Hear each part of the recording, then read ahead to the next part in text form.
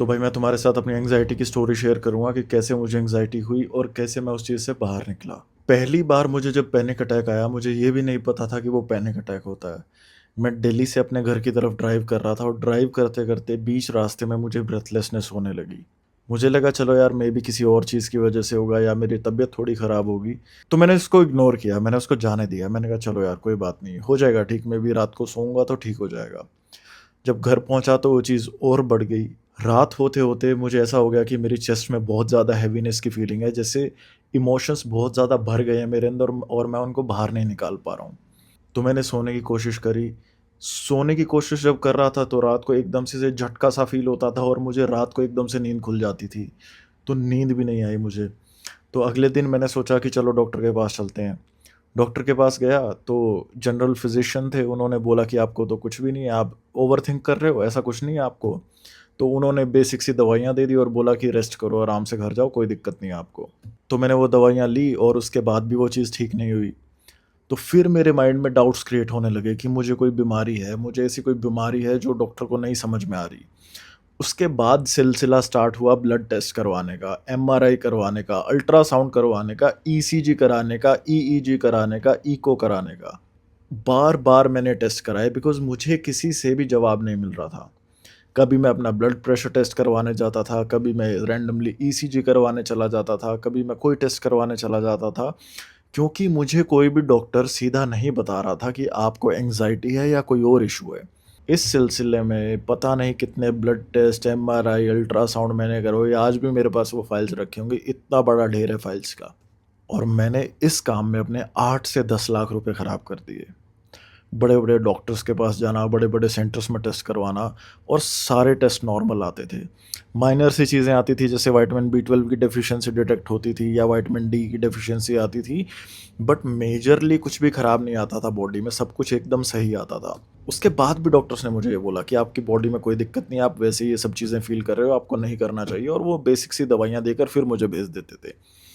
अब इस चीज़ ने मेरे डाउट्स और ज़्यादा बढ़ा दिए। वो फ़ियर और ज़्यादा क्रिएट हो गया, सिम्पटम्स और ज़्यादा बढ़ने लगे बिकॉज़ मैं गूगल करने लगा हर एक सिम्पटम को, हर एक चीज़ को। आप जब भी गूगल करो, ये सब चीज़ें गूगल करो तो गूगल आपको 36 सिम्पटम्स ऐसे बता देता है जो आपने एक्सपीरियंस किए ही नहीं, और फिर आप वो चीज़ें एक्सपीरियंस भी करने लग जाते हो। धीरे-धीरे करके और सिम्पटम्स आने लगे, और परेशान होने लगा। फ़ियर इतना डेवलप हो गया कि मैं घर से बाहर ही नहीं निकल पाता था। अब मैं तुम्हें बताता हूँ कि मुझे सिम्पटम्स क्या-क्या आते थे। बैठे-बैठे बेड पे हार्ट रेट 70 से 170 चली जाती थी, इतना बड़ा डिफ़रेंस आ जाता था और मैं एकदम से डर जाता था कि ये मेरे साथ एक्चुअल में हो क्या रहा है। फ़ियर इतना डेवलप हो गया इस बात का कि मुझे नहीं पता मेरी बॉडी में कोई बीमारी है, मुझे नहीं पता चल रहा है कि कौन-सी बीमारी है। इतना ज़्यादा फ़ियर डेवलप हो गया कि मैं घर से बाहर निकलना तो छोड़ दो, मैं वॉशरूम तक जाने में भी डरने लगा। मुझे हेल्प लेनी पड़ती थी वॉशरूम तक जाने के लिए। आई एम श्योर बहुत सारे लोग तुम इन चीज़ों से रिलेट कर रहे होगे। ब्लड प्रेशर फ्लक्चुएट होना, हार्ट पल्पिटेशंस होना, हाथ-पैर काँपना, डर का एहसास रहना, 24 घंटे अलर्ट मोड में रहना, सिर भारी फ़ील होना, यहाँ गर्दन के पीछे भारीपन फ़ील रहना पूरा दिन और ऐसा लगना कि जैसे चक्कर आ रहे हैं, पर चक्कर कभी असली में आए नहीं, तुम्हें भी नहीं आए होंगे। बट ऐसा पूरा दिन लगता है कि मुझे चक्कर आने वाले हैं, कहीं भी बाहर जाओ तो ऐसे सिर सा घूम जाता था। तो इतना परेशान हो गया था मैं इन सिम्पटम्स से कि मुझे ऐसा लगता था कि मेरी बॉडी में कोई ऐसी बीमारी है जो डॉक्टर्स या ये ब्लड टेस्ट वगैरह डिटेक्ट ही नहीं कर पा रहे, कि मुझे कैंसर है या कोई और ऑटो इम्यून कंडीशन ऐसी है जो डॉक्टर्स डिटेक्ट ही नहीं कर पा रहे। आई एम श्योर आप लोग भी इस फ़ियर से रिलेट कर पा रहे होंगे। दूसरा सबसे बड़ा चैलेंज ये था कि आस-पास के जो घर वाले होते हैं, उनको भी समझ नहीं आता कि आपके साथ इश्यू क्या है। कोई सोचता है कि आपके ग्रह खराब हो गए हैं, कोई सोचता है कि आपके ऊपर किसी चीज़ का साया हो गया है। तो सब अपने तरीके से डील करते हैं, लेकिन इसकी जड़ कोई नहीं पकड़ पाता कि एक्चुअल में आपके साथ हो क्या रहा है। इस दुविधा में मेरे 7 से 8 महीने बीत गए और मेरे पास कोई भी ये बताने नहीं आया कि आपको एंग्ज़ायटी की इश्यू है। मैं कितने डॉक्टर्स के पास गया, कितने धक्के खाए मैंने हॉस्पिटल्स में, पर किसी ने मुझे साइकियाट्रिक ओपिनियन नहीं दिया।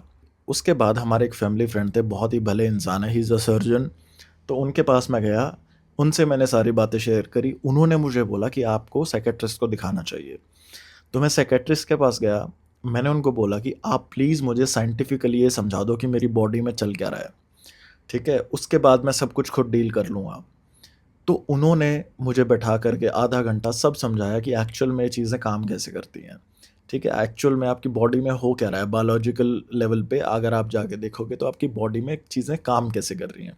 वो चीज़ें जानने के बाद मेरे दिल को थोड़ी ठंडक पड़ी कि अच्छा अब मैं इस चीज़ से निकल सकता हूँ, मतलब now I can get out of this.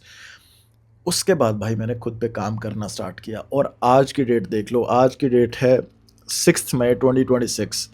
ठीक है, मैं तुम्हारे सामने बैठा हूँ, घूमता फिरता हूँ, बढ़िया इधर-उधर जाता हूँ भाई, अकेला ट्रैवल करता हूँ, कोई दिक्कत नहीं है। लेकिन जब मुझे एंग्ज़ायटी थी, ये चीज़ें मुझे सपने जैसा लगने लग गई थी कि ये कभी मैं ज़िंदगी में कर भी पाऊँगा, कभी मेरी ज़िंदगी पहले जैसी हो पाएगी, कभी मैं अपनी ज़िंदगी को पहले जैसा जी पाऊँगा, कभी मैं वो चीज़ें कर पाऊँगा जो मैंने सोची थी, जो मेरे सपने थे। और आज मैं आप लोगों के सामने एकदम फिट बैठा हूँ। मैं न्यूट्रिशनिस्ट हूँ और मैं उन लोगों की मदद भी करता हूँ जिनको एंग्ज़ायटी है, एंग्ज़ायटी से बाहर आने के लिए। तो मेरे भाई मैं तुम्हें यही बताना चाहता हूँ कि आप लोग भी इस चीज़ से बाहर निकल जाओगे। बहुत ईज़ी है इस चीज़ से बाहर निकलना, कोई रॉकेट साइंस नहीं है इसके पीछे। ये कोई बहुत बड़ी बीमारी नहीं है। अगर आपने इस चीज़ को समझ लिया कि ये होती कैसे है, होती क्यों है, आपकी बॉडी में क्या चलता है और इसको इससे बाहर कैसे आना है, तो आपका पैसा भी बचेगा, आपका टाइम भी बचेगा, आपका सब कुछ बचेगा और आप दोबारा से जल्दी से अपनी जो नॉर्मल लाइफ़ है वो जीना स्टार्ट कर देंगे। अगर आप भी चाहते हो कि आप जल्दी से इस चीज़ से बाहर निकलो, तो नीचे डिस्क्रिप्शन में आपको मेरे इंस्टाग्राम का लिंक मिलेगा और मेरी इंस्टाग्राम की बायो में एक फॉर्म का लिंक है, वो फॉर्म फिल कर देना, कंसल्टेशन फॉर्म, और मैं तुम्हें रीच आउट करूँगा।